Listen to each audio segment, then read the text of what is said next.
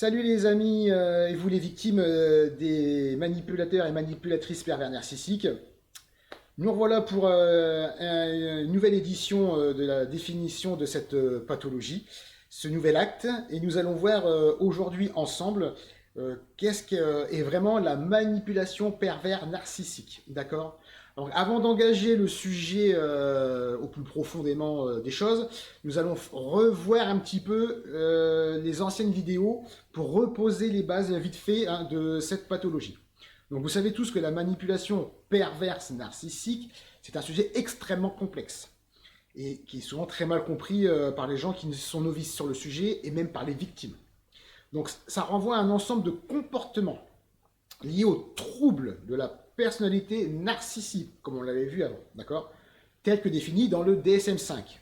Je vous le rappelle, le DSM-5, c'est le manuel de diagnostic et statistique des troubles mentaux. Donc, la Bible de la psychologie et de la psychiatrie, d'accord? Mais bon, dedans, on va trouver des particularités spécifiques qui relèvent de la dynamique relationnelle abusive chez les MPN, d'accord? Manipulateurs pervers narcissiques. Donc cet exposé se propose de détailler très précisément la manipulation perverse narcissique tant chez l'homme que chez la femme, d'accord? En s'appuyant sur une littérature scientifique, psychanalytique et psychiatrique.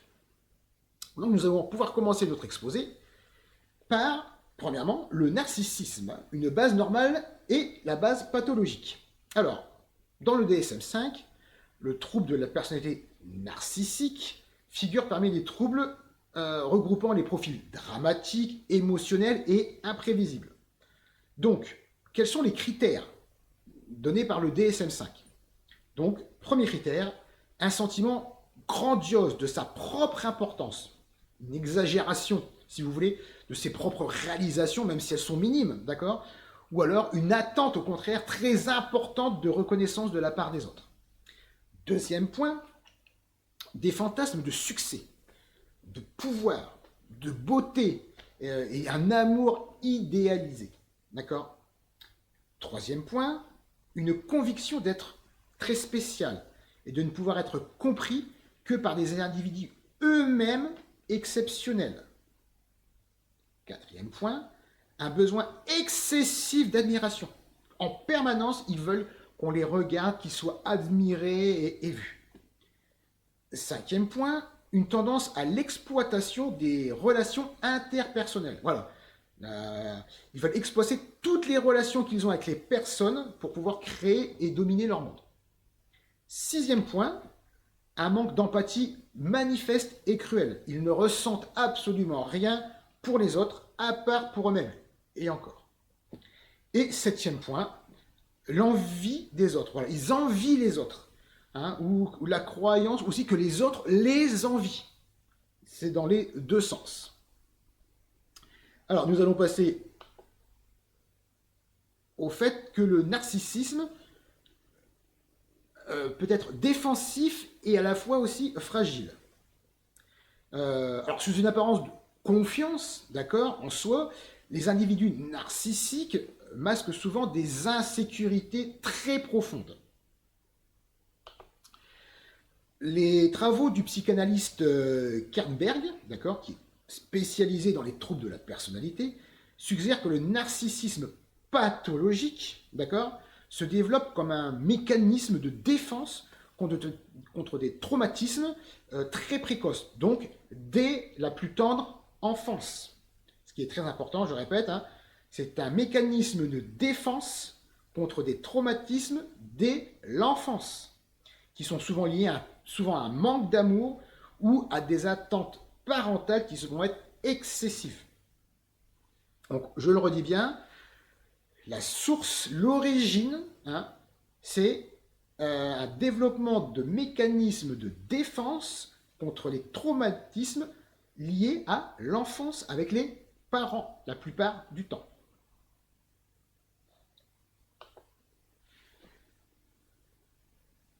Alors, l'excès ou un manque de narcissisme peut entraîner des troubles, d'accord? Par exemple, un individu avec un trouble de la personnalité narcissique dépend exagérément de l'admiration des autres, comme on l'avait dit tout à l'heure. Il va adopter des comportements arrogants, dominants, pour masquer une profonde insécurité. C'est une espèce de carapace, d'armure, d'accord, pour se surprotéger. Et il peut aussi se montrer ultra sensible, hyper sensible à la critique, parfois avec des réactions de rage, de déni et de violence. Alors, le narcissique positif, lui, va se développer aussi pendant l'enfance. Mais, à la différence du narcissisme pathologique, d'accord, il va se développer grâce à un environnement affectif sain, très stable. Par exemple, des parents qui vont valoriser l'enfant, d'accord, mais qui vont non pas être surprotecteurs, faire un enfant roi. Ça va être ça la différence, d'accord. Ce qui va permettre à l'enfant d'intégrer une image de lui suffisamment forte pour naviguer dans le monde des adultes sans pour autant se prendre pour un roi, un dieu ou etc. Alors, maintenant que nous avons posé les bases du narcissisme, chapitre 2, la perversion narcissique avec les apports du psychanalyste Racamier. Alors, Paul-Claude Racamier, qui est un psychanalyste français, a défini la perversion narcissique comme étant une pathologie relationnelle. Donc, dans son ouvrage de 1992, que je cite, Les perversions narcissiques, il explique que ce trouble repose sur une logique d'autoprotection excessive, où l'individu cherche à préserver un faux self par des relations très toxiques. Alors, pour Racamier, donc les pervers narcissiques présentent deux dynamiques principales. Première dynamique, l'auto-idéalisation. Donc ils se considèrent comme invincibles, indestructibles ou moralement supérieurs aux autres. Deuxième point, l'utilisation de l'autre comme réservoir narcissique pour s'alimenter. Donc ils vont vampiriser l'estime de soi de leur victime pour se sentir supérieurs à eux. Au début, ils vont montrer une forme d'infériorité, et plus le temps va passer, plus ils vont montrer une supériorité face à leur victime. Alors, quelles sont les caractéristiques, selon lui, des pervers narcissiques? Alors, il va distinguer le pervers narcissique par un masochisme déplacé, c'est-à-dire l'individu inflige aux autres, donc à tout son entourage, ce qu'il peut tolérer pour lui-même. Donc, je répète, l'individu inflige aux autres, à son entourage, ce qu'il ne peut tolérer pour lui-même. C'est faites ce que je dis, pas ce que je fais. Deuxième point, une double façade. Donc en privé, ils vont détruire psychologiquement les proches. Par contre, en public, il est aperçu comme aimable, respecté, enfin ayant toutes les qualités nécessaires à passer inaperçu aux yeux de tout le monde. En fait, c'est ça. C'est un peu le Joker, le double face, voilà le Gémeaux pour les signes du zodiaque, par exemple. Voilà, deux personnalités. En fait, nous avons affaire à deux personnalités bien distinctes, mais qui se complètent extrêmement bien. Troisième point, l'incapacité à aimer véritablement. Voilà. Il n'y a aucune empathie dans ces relations, qui sont juste des relations d'utilité pour eux, avoir quelque chose en échange. Mais ils ne donneront rien qui a un rapport avec les sentiments et l'amour.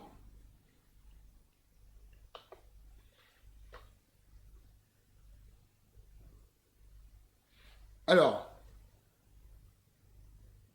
le trouble narcissique, tel que défini dans le DSM-5, met l'accent sur une personnalité très rigide, d'accord, grandiose. La perversion narcissique, elle, donc, inclut une dynamique relationnelle toxique.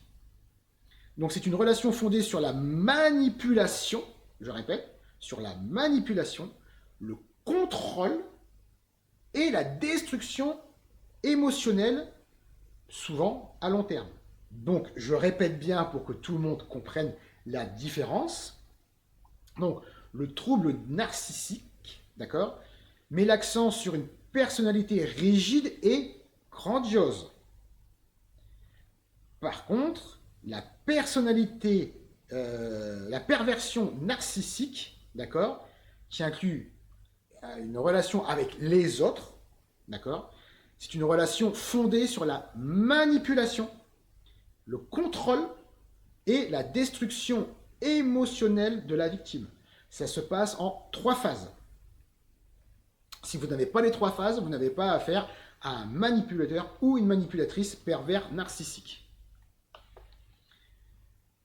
Alors maintenant, nous allons passer troisièmement à la manipulation perverse narcissique de base. Le thème du sujet que nous devons aborder aujourd'hui.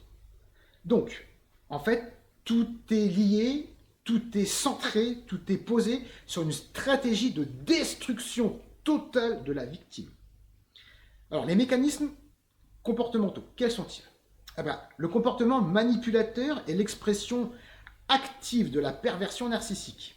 Alors, inspiré des travaux encore du psychanalyste Racamier, qui fait office de référence, et de la psychologie cognitive, ce processus repose sur plusieurs techniques que nous allons voir ensemble. Alors écoutez bien ces techniques, elles ne sont pas très nombreuses, mais elles sont très très importantes. Si vous reconnaissez ces techniques-là, vous pouvez être sûr d'être en présence de quelqu'un qui vous manipule. D'accord? Donc, premièrement, le gaslighting ou altération cognitive. Cette technique consiste à manipuler la perception de la victime. La victime ne s'aperçoit plus de la réalité des choses. Sa perception est modifiée, d'accord? Par exemple, le PN va répéter que des événements ont eu lieu alors qu'ils n'ont pas eu lieu, ou que des événements qui ont eu lieu n'ont pas eu lieu, dans les deux sens.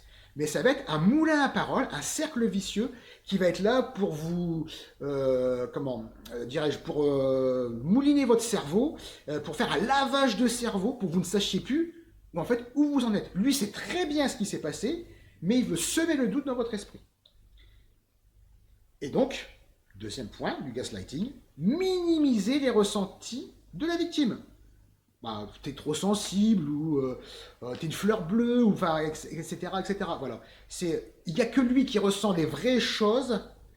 Souvent, ils se disent toujours « Oh, je suis hyper sensible, j'ai un grand cœur, etc. » Alors que la victime, tu n'as rien. Voilà. En fait, ils font une espèce de projection, d'accord, de leurs sentiments sur la victime. Voilà. Deuxième point, l'alternance chaud et froid, pour déstabiliser. Alors, le manipulateur ou la manipulatrice, puisque nous sommes bien d'accord, il y a les deux, il passe de compliments très excessifs à des critiques vraiment acerbes, comme par exemple « Oh, qu'est-ce que tu es belle » ou « Qu'est-ce que tu es beau, t'es magnifique » et puis 30 secondes après « Ouais, qu'est-ce que t'es gros, t'es moche, t'es mal habillé », voilà. Le chaud et le froid. Et d'un instant à l'autre, en un clin d'œil, d'accord ? Alors, ça va créer chez la victime, donc, une dépendance affective. Donc, encore une manipulation de l'esprit. Donc, cette technique proche du conditionnement intermittent. Donc, on parle bien d'un conditionnement du cerveau. Perturbe la victime qui cherche constamment, en fait, à mériter l'approbation de son bourreau.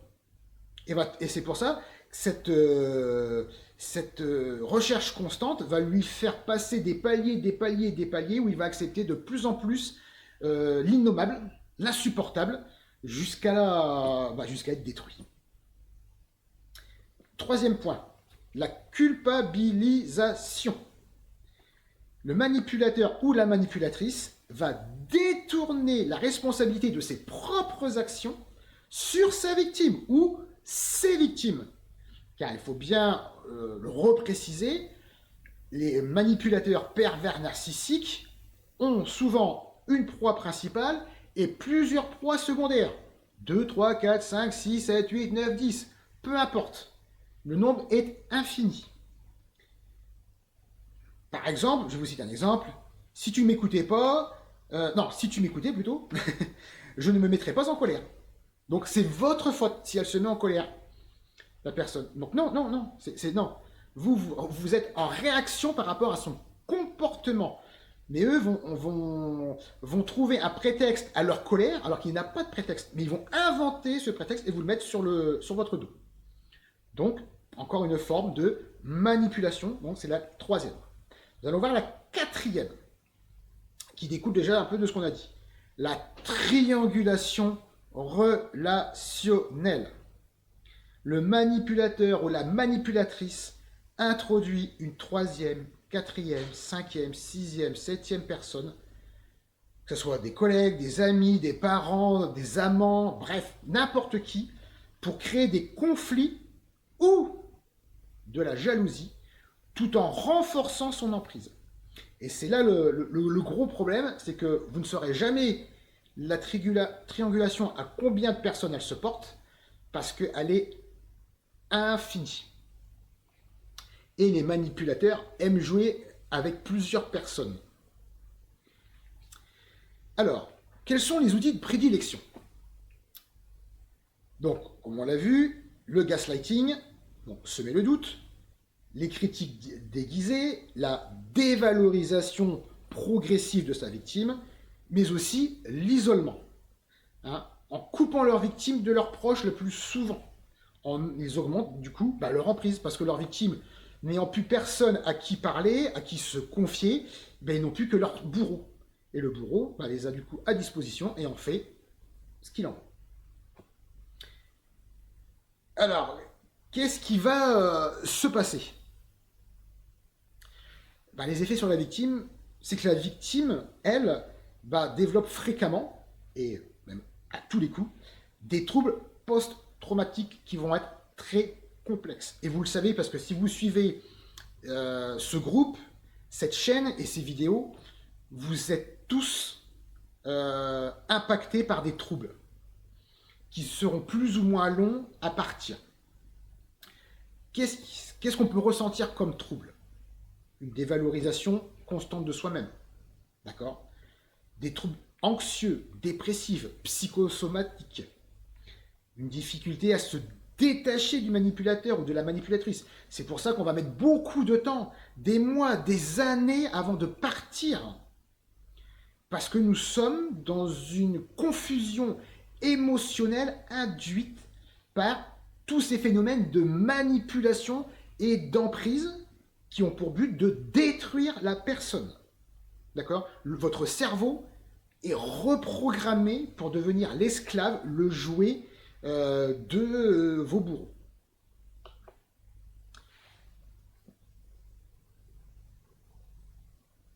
Alors, qu'est-ce que on pourrait après faire pour différencier tout ce que nous allons voir, ou tout ce que nous avons déjà vu? Nous allons passer au quatrième point, le premier tableau. Nous allons parler des différences fondamentales selon le DSM-5 et ce que disait le psychanalyste Jean-Claude Racamier. Donc nous allons voir là 3 tableaux qui vont résumer ce que nous avons déjà vu, que ce soit beaucoup plus parlant pour vous. Donc, premier aspect, les origines. Donc pour le narcissisme, c'est psychologique, d'accord? Pour la perversion narcissique, c'est psychanalytique, d'accord? Et pour la manipulation perverse narcissique, c'est comportemental, d'accord? Donc c'est aussi pathologique. Là, on parle de pathologie. Alors, les narcissismes avec la relation avec autrui, c'est une exploitation, en fait, c'est involontaire. C'est en eux, mais voilà, c'est involontaire, mais c'est pas forcément... ils ne cherchent pas à être méchants, d'accord? Pour les pervers narcissiques, la perversion narcissique, il s'agit d'une domination et d'une destruction intentionnelle. Beaucoup disent souvent que les pervers narcissiques, je dirais mais c'est les pervers ou perverses, d'accord, ne se rendent pas compte de ce qu'ils font. Si, tout est très bien étudié, ils ne font rien par hasard. Tout est calculé. À partir du moment où les choses sont calculées, que des plans sont établis, ils savent très bien ce qu'ils font. Par contre, ils ne savent pas qui ils sont. C'est ça la différence à comprendre. Je te répète, ils savent très bien ce qu'ils font puisque tout est calculé. Donc, si c'est dans le calcul à long terme, d'accord, ils savent très bien ce qu'ils font. Par contre, ils ne savent pas ce qu'ils sont puisque, comme on verra plus tard, ils ne consultent pas et rejettent la faute sur les autres. Pour la manipulation perverse narcissique, donc il s'agit d'une stratégie manipulatoire très consciente aussi. D'accord? Alors, quelles sont les motivations? Alors, pour le narcissisme, c'est un besoin simple d'admiration, voilà. C'est un narcissisme un peu exagéré, d'accord?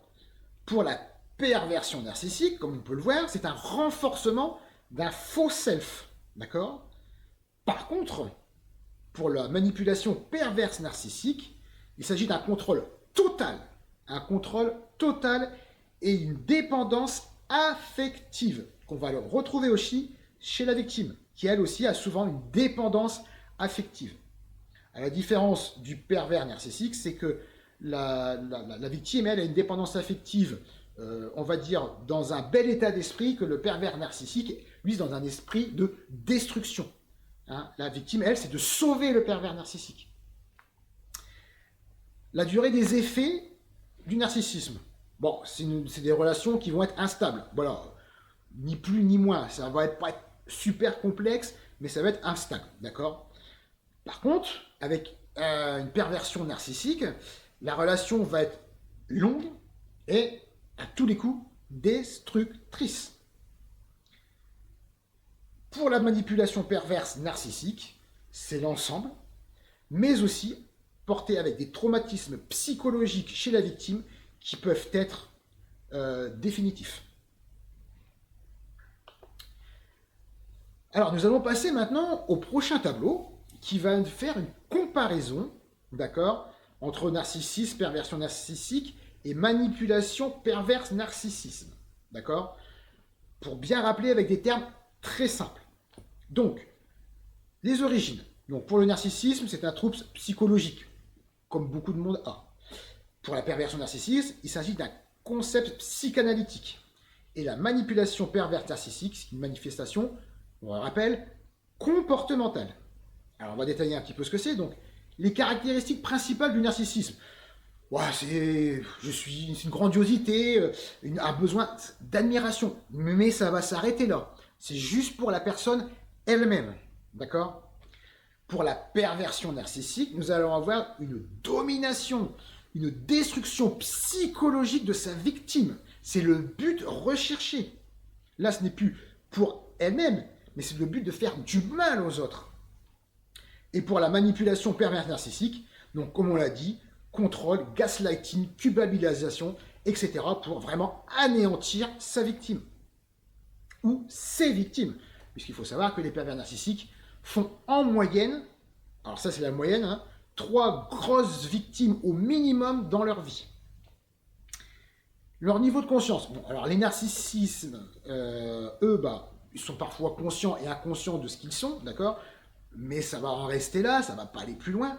Par contre, la perversion narcissique, ils sont conscients ou semi-conscients de ce qu'ils sont. Et là-dessus, ils vont en profiter. Par contre, pour la manipulation perverse narcissique, ce sont des gens qui vont être très consciencieux. Comme je le répète, comme je l'ai dit tout à l'heure, ils sont extrêmement conscients de ce qu'ils font, puisque c'est un plan qu'ils mettent en place pour détruire les autres, mais ils ne sont pas conscients de leurs troubles du comportement. C'est là où c'est très dangereux avec eux. Relation avec autrui. Alors, pour le narcissisme, c'est une exploitation qui va être involontaire. Ils ne s'en rendent pas compte, mais c'est pas plus méchant que ça. Voilà. Par contre, quand on passe à la perversion narcissique, là, les relations vont être très toxiques, mais intentionnelles. Et là, on monte au degré du dessus, avec la manipulation perverse narcissique, où là, c'est une manipulation active qui, on le répète, a pour but de détruire absolument la victime. Alors vous allez me dire, est-ce qu'il y a des différences entre les manipulateurs pervers narcissiques et les manipulatrices perverses narcissiques? On va voir ça tout de suite avec le prochain tableau.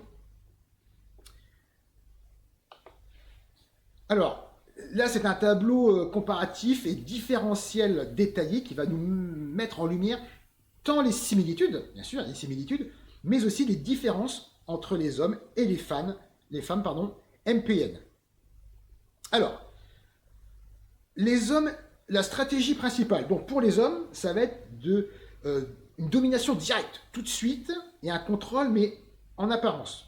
Par contre, pour la femme, ça va être beaucoup plus subtil et indirect.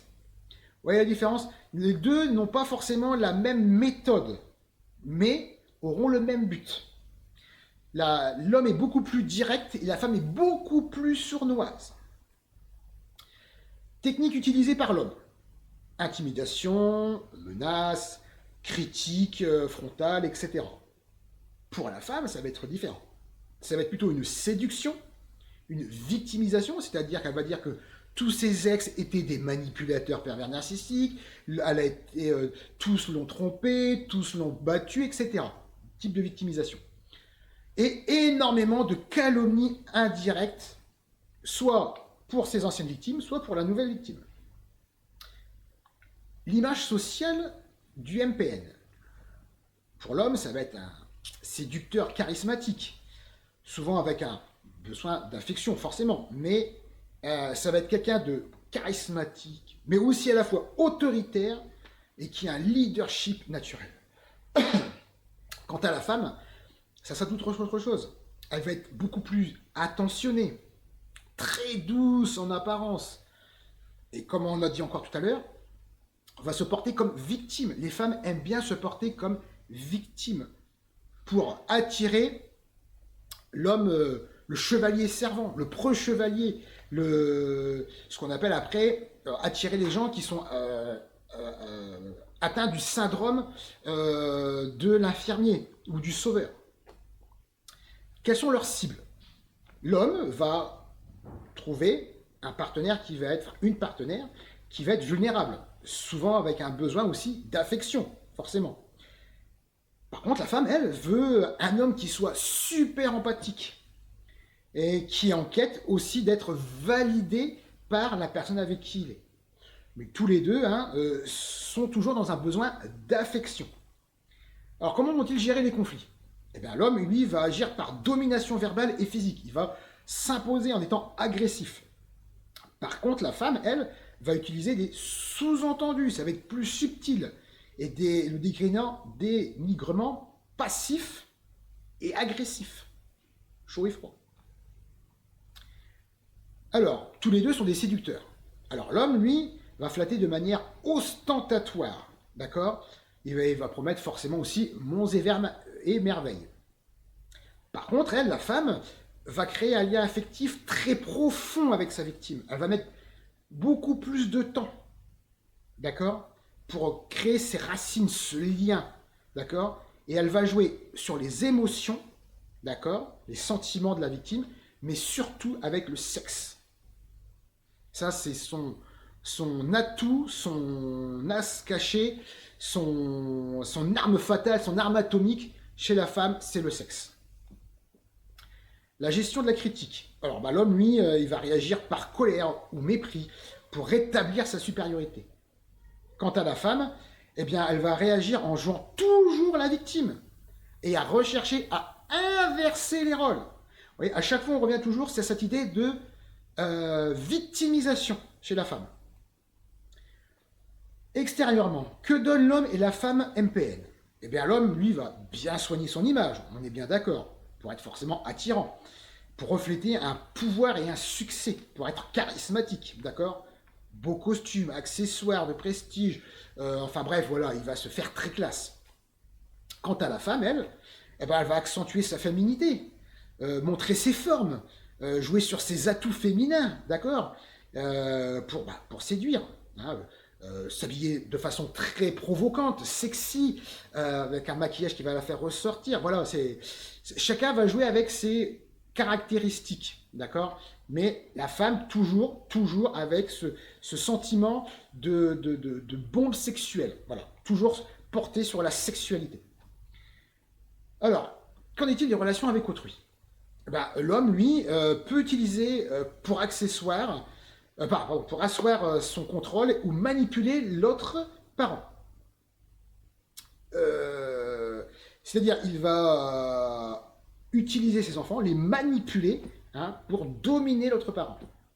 Et pour la femme, qu'en est-il? Eh bien, elle va faire pareil. Elle va exploiter ses propres enfants pour susciter de la culpabilité ou comme outil de chantage. D'accord? Ou comme aussi allié pour détruire sa victime. Dans le cadre, par exemple, d'une famille recomposée. Les relations sociales. Alors, pour l'homme MPN, c'est un maintien des relations superficielles. C'est toujours avec eux superficiel. Il n'y a rien de profond et de vrai. Qui va être basé sur le statut ou l'utilité. Voilà. Ils ont besoin de quelque chose, c'est pas par amour, par sentiment qu'ils ont des relations avec les autres, c'est parce qu'ils en ont besoin. Et la femme, c'est pareil. Elle va jouer le rôle de confidente au départ pour vous créer un sentiment de sécurité, d'accord? Elle va se montrer bienfaitrice, bienveillante, comme le rôle de maman avec son bébé, d'accord, avec son enfant, pour maintenir une image irréprochable. Vous voyez, toujours cacher la vérité. Alors, quels vont être l'impact de tout ça sur les victimes? La victime, souvent chez un homme, les victimes qui sont confrontées à des hommes MPN, c'est une destruction psychologique très brutale et visible. C'est l'apocalypse, c'est Armageddon, c'est la fin du monde, c'est une destruction, comme une explosion atomique, comme une guerre qui rase le tout, c'est pareil. C'est une destruction totale. Du côté de la femme, une femme MPN, la victime, elle, par contre, elle est piégée dans une confusion émotionnelle qui est très subtile, mais qui va être tout aussi dévastatrice. Le but étant toujours de détruire la victime. Détruire la victime. Alors, réaction face à une rupture. Comment vont se comporter les hommes MPN? Ils vont devenir super agressifs, vindicatifs, et vont même chercher à nuire à la femme qu'ils vont détruire. Qu'en est-il des femmes? C'est pareil. Elles vont encore, comme à chaque fois, amplifier leur rôle de victime, parce que les femmes se font toujours passer pour les victimes. Ce qui, après, on verra plus tard dans une autre vidéo, un problème avec la loi. Elles vont manipuler tout l'entourage pour isoler encore davantage la victime. Et c'est pour ça que la victime aura énormément de mal à partir. Donc vous voyez, entre hommes et femmes, nous avons des similitudes, mais aussi des différences. On remarquera bien quand même, le point qui revient souvent chez la femme, c'est le sexe, la manipulation par le sexe et la victimisation.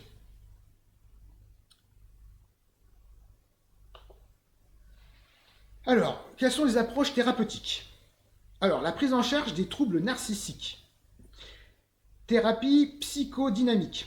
Alors, c'est une approche basée sur l'analyse des conflits internes qui permet d'explorer les causes sous-jacentes des comportements narcissiques.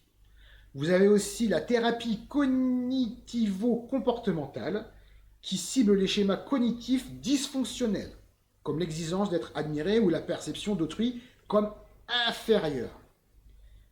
Alors, quoi faire pour aider les victimes de pervers et perverses narcissiques? Eh bien, Paul-Claude Racamier souligne que les pervers narcissiques ne cherchent généralement pas d'aide. Ils la refusent puisqu'ils ne sont pas conscients de ce qu'ils sont. Ils sont conscients de ce qu'ils font, mais pas conscients de ce qu'ils sont.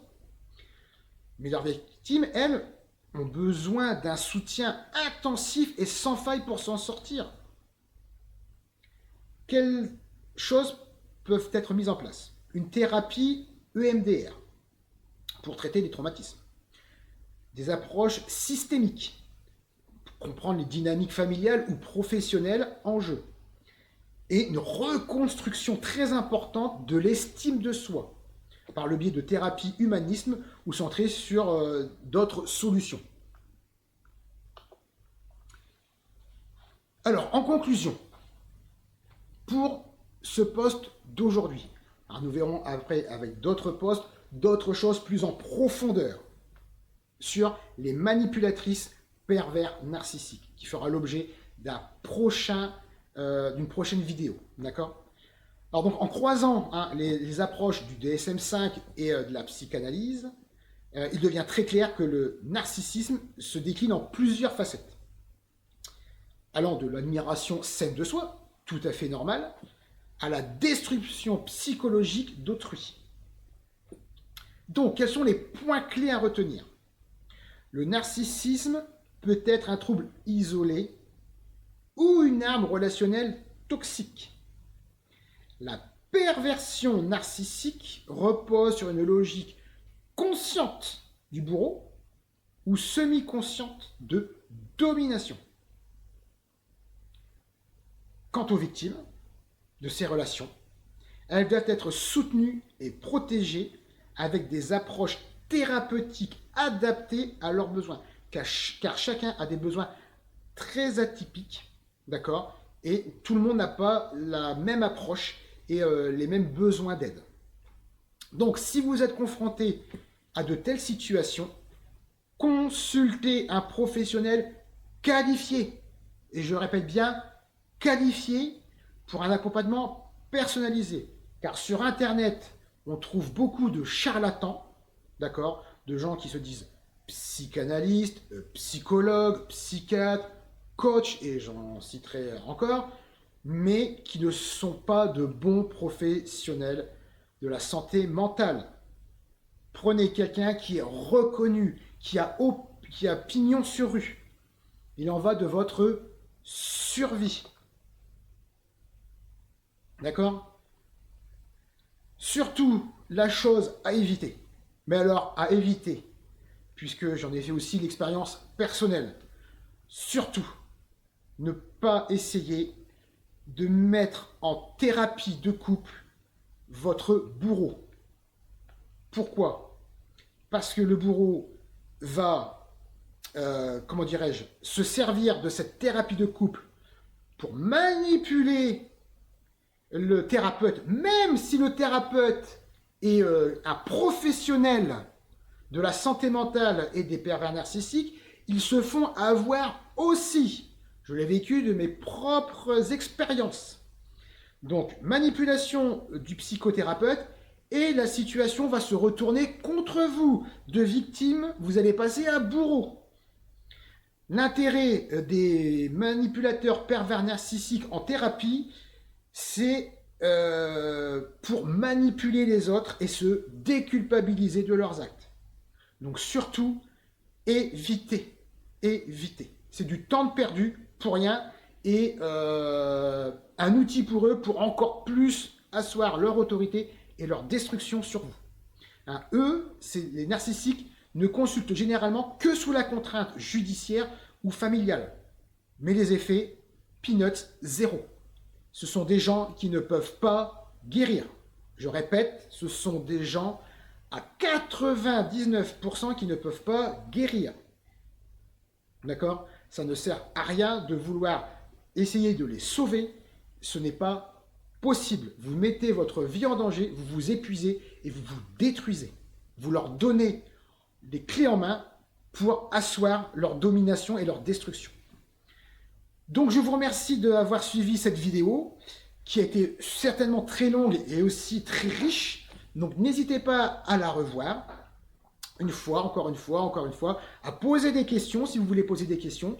Et je vous invite à vous tenir en alerte en vous abonnant sur la chaîne pour avoir les prochaines vidéos qui parleront cette fois-ci très spécifiquement des femmes manipulatrices perverses narcissiques.